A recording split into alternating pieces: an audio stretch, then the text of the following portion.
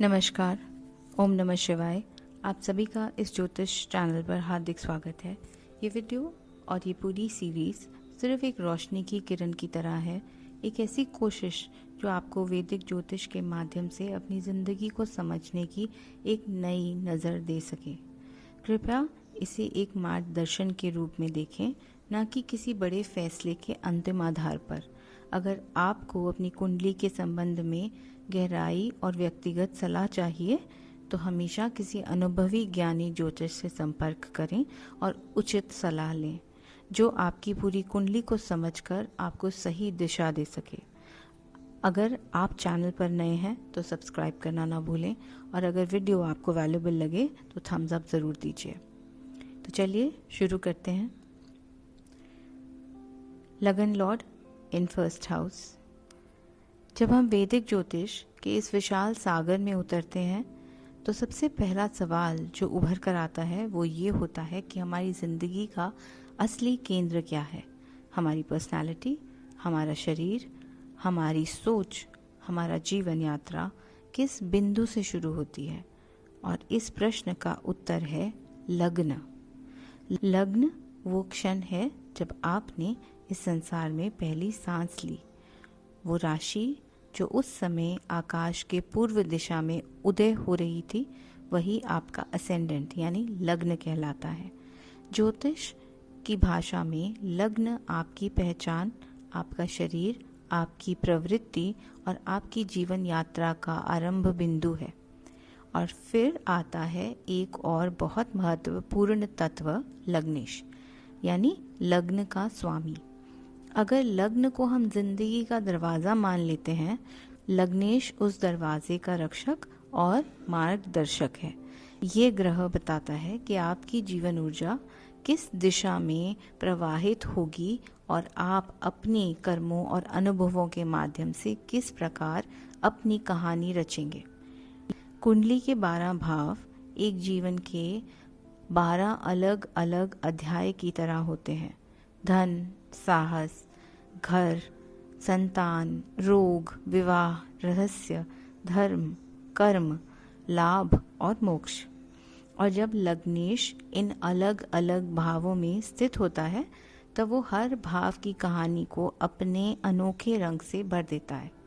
कहीं वो साहस और पराक्रम देता है, कहीं धन और समृद्धि, कहीं परिवार और गृह सुख, और कहीं जीवन के गहरे रहस्य को समझने की शक्ति।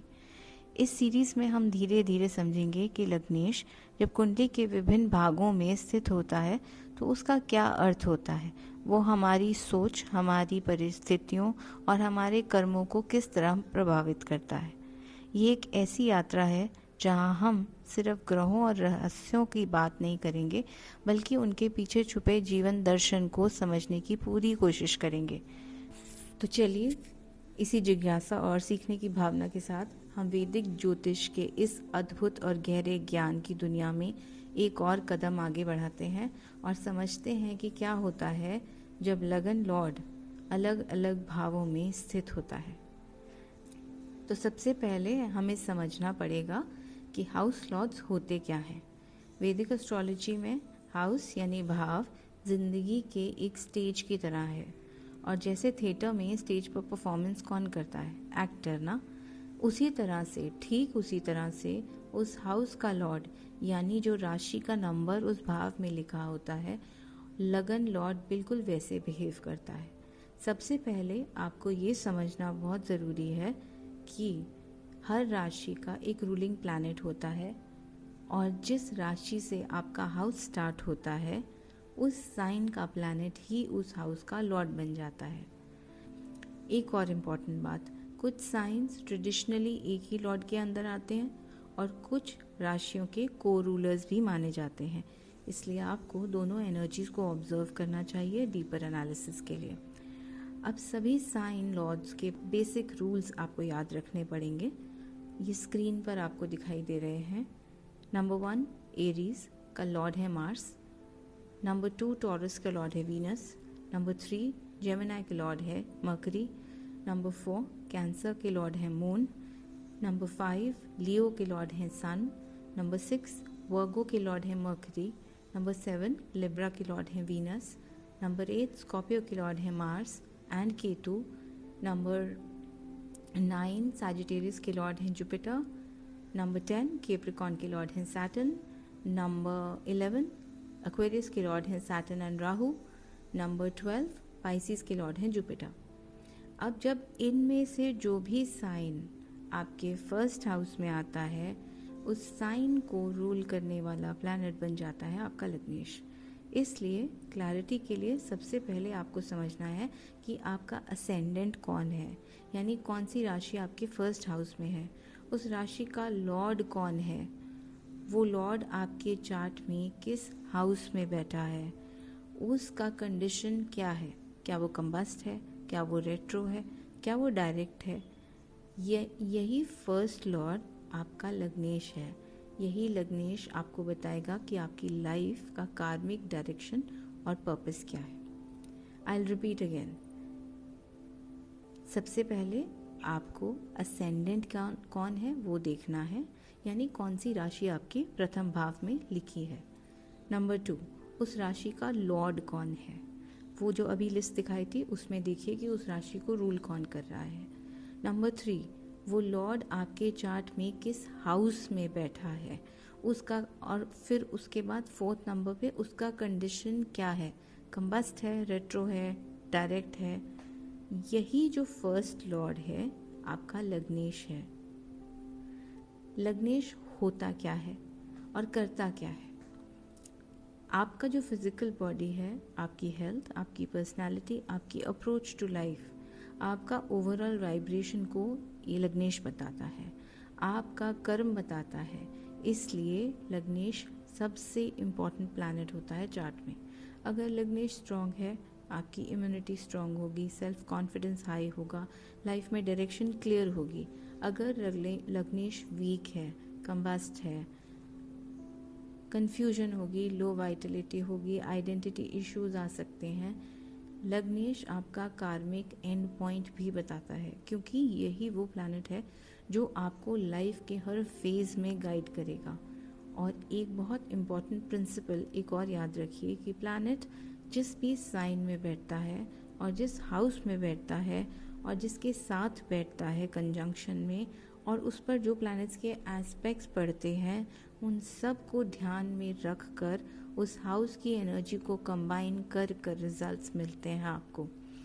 इसलिए लग्नेश अगर किसी भी हाउस में बैठा है, वो आपकी पूरी लाइफ की डायरेक्शन को उस हाउस की थीम की तरफ ले जाएगा और उसके अकॉर्डिंगली रिजल्ट्स देगा। इसलिए सिर्फ एक प्लैनेट को देखकर आप ये नहीं डिसाइड कर सकते कि आपका लाइफ पैटर्न कैसा होगा। लग्नेश को अपनी ज़िंदगी की कार का ड्राइवर समझिए। अगर ड्राइवर स्ट्रांग है, कॉन्फिडेंट है, अलर्ट है, पावरफुल है, तो कार स्मूथली चलेगी। अगर ड्राइवर वीक है, कंफ्यूज्ड है, या किसी भी डिफ़िकल्ट सिचुएशन में बैठा है या फंस गया है, तो जर्नी में चैलेंजेस आएंगे। इसलिए लग्नेशा को समझना मतलब खुद को बहुत डीपली समझना। इसलिए इस सीरीज़ में हम ग्रेजुअली हर हाउस और उसके लॉर्ड को डिकोड करेंगे with shlokas given in the classical books by our rishis. क्योंकि ज्योतिष सिर्फ प्रेडिक्शंस ही नहीं है, ये सेल्फ अवेयरनेस की साइंस है। और लग्नेशा सिर्फ एक राशि नहीं है, ये आपका एक एंट्री गेटवे है इस जन्म में।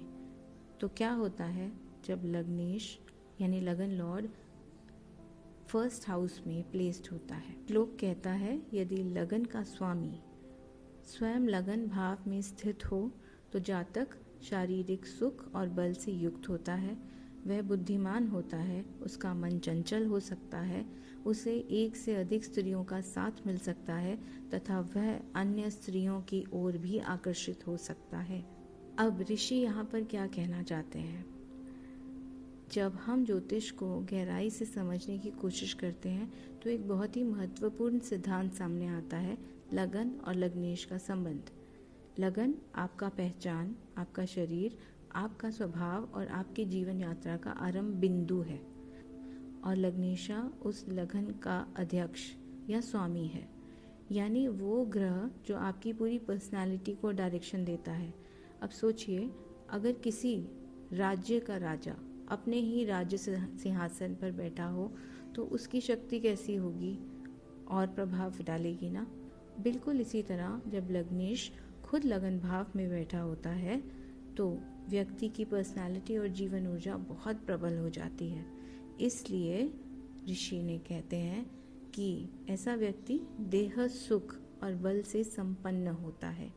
इसका सीधा सा अर्थ है कि ऐसे लोगों की फिजिकल वाइटलिटी और प्रेजेंस स्ट्रांग होती है। लोग उनकी पर्सनालिटी को ईजिली नोटिस करते हैं। ऐसे लोग अक्सर एनर्जेटिक, एक्टिव और जीवन के प्रति उत्साह से भरे हुए होते हैं। लेकिन ऋषि यहाँ सिर्फ शारीरिक बल की बात नहीं कर रहे हैं, बल्कि आंतरिक जीवन शक्ति की भी बात कर रहे हैं। जब लग्नेश लगन में हो तो व्यक्ति अपनी जिंदगी का ड्राइवर खुद बन जाता है। उसकी सोच, उसका फैसला और उसके कर्म उसकी जिंदगी की दिशा को तय करते हैं। इसलिए श्लोक में कहा गया है कि ऐसा व्यक्ति बुद्धिमान होता है, क्योंकि लगन जो है हेड है और माइंड का भी प्रतिनिधित्व करता है। जब उसका स्वामी वहीं बैठा होता है तो व्यक्ति में सेल्फ अवेयरनेस और डिसीजन मेकिंग पावर स्ट्रांग होती है। लेकिन इसी श्लोका में एक और इंटरेस्टिंग बात बोली गई, चंचल मति, यानी माइंड कभी कभी रेस्टलेस हो सकता है। इसका रीज़न भी समझना बहुत ज़रूरी है। जब लग्नेश लगन में होता है तो व्यक्ति की पूरी एनर्जी सेल्फ ओरिएंटेड हो जाती है। वो अपने आइडियाज़, अपनी आइडेंटिटी और अपनी डिज़ायर्स को एक्सप्लोर करता रहता है। इसी वजह से उसका माइंड एक जगह पर टिकता नहीं, वो नए एक्सपीरियंसेस और नए डायरेक्शंस की तरफ अट्रैक्ट होता है। इस श्लोका का सबसे कंट्रोवर्शियल पार्ट है attraction towards the opposite gender, कि लगन का जो पर्सनालिटी और अट्रैक्शन का घर है, आपका लगन, जब उसका स्वामी वहीं होता है तो व्यक्ति का ऑरा और मैग्नेटिज्म स्ट्रांग हो जाता है। लोग उनकी तरफ नेचुरली अट्रैक्ट होते हैं और वो भी लोगों की तरफ इजीली अट्रैक्ट हो जाते हैं। इसी वजह से रिलेशनशिप्स में कभी कभी मल्टीपल इमोशनल कनेक्शंस या कॉम्प्लिकेटेड रिलेशनशिप पैटर्न्स देखने को मिलते हैं। इसलिए ऋषि यहाँ पर एक ह्यूमन टेंडेंसी की तरफ इशारा कर रहे हैं। स्ट्रॉन्ग पर्सनालिटी के साथ स्ट्रॉन्ग डिज़ायर्स भी आते हैं। लेकिन एक और गहरी बात समझने वाली है कि हर ग्रह दो राशियों का स्वामी भी है, सूर्य और चंद्र को छोड़कर। इसका मतलब है कि जब लग्नेश लगन में बैठा हो तो वो अपने दूसरे घर के भी रिजल्ट्स देगा। और दूसरा ये है कि फर्स्ट हाउस फायरी हाउस है, फायर जोन है, अट्रैक्शन का जोन है। ये नेचुरल हाउस है मार्स का, और इसका ऑपोजिट हाउस है the house of marriage. So that is why the relationship angle is coming over there. पर उसमें जब हम चार्ट एनालाइज करते हैं, डीपली एनालाइज करते हैं, तो हम ये देखते हैं कि कौन से प्लैनेट्स एस्पेक्ट कर रहे हैं, डिग्रीज क्या हैं, उस हाउस का बल क्या है, बहुत सारी चीज़ों को देखा जाता है। जैसे अगर मेष लग्न हो और लगन मंगल लग्नेश हो तो मंगल सिर्फ लगन का नहीं बल्कि वृश्चिक राशि 8th हाउस का भी स्वामी बन जाता है। तो जब लगन में मंगल हो बैठा हो तो व्यक्ति की पर्सनालिटी में 8th हाउस की इंटेंसिटी भी आएगी, रिसर्च और ट्रांसफॉर्मेशन की एनर्जी भी आएगी, हिडन मैटर्स भी इन्वॉल्व होंगे, तो अट्रैक्शन भी है, उसमें बहुत कुछ अट्रैक्ट कर रहा है ऐसा इंसान। तो इस तरह से आप दूसरा एग्जाम्पल हम लेते हैं, अगर ये वृषभ लगन है और शुक्र लगन लॉर्ड बन गए, अब वृषभ मतलब टॉरस, शुक्र लगन लॉर्ड बन गए, तो शुक्र टॉरस में 6th हाउस को भी रूल करते हैं। 6th हाउस में शुक्र डेबिलेशन में भी चले जाते हैं। तो लिब्रा जो है वो 6th हाउस के जब स्वामी बने तो ऑटोमेटिकली अट्रैक्शन और चार्मिंग तो होगा ही, लेकिन लाइफ में competition, enemies, health issues, health related कार्मिक लेसन्स भी आएंगे। तो इसलिए एक ही प्लेसमेंट को देखकर फाइनल जजमेंट नहीं करना चाहिए। कुंडली को हमेशा पूरे समग्र दृष्टिकोण से देखना पड़ता है।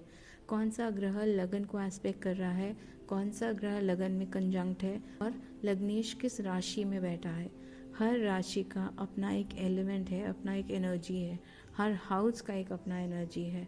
और ओवरऑल देखा जाए तो लग्नेश का लगन में होना जनरली एक स्ट्रॉन्ग और पॉजिटिव प्लेसमेंट माना जाता है। ऐसे लोग ज़िंदगी में अपनी पहचान खुद बनाते हैं, उनमें लीडरशिप क्वालिटीज़ होती हैं और वो अपने कर्मों के थ्रू अपनी कहानी लिखते हैं।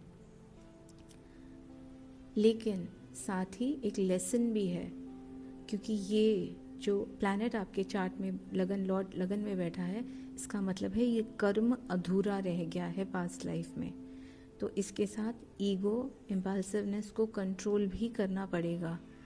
अब डिपेंड करता है कि वो सॉफ्ट प्लैनेट है या मैलेफिक प्लैनेट है, तो उसकी क्वालिटीज़ भी आएंगी कंबाइन होकर।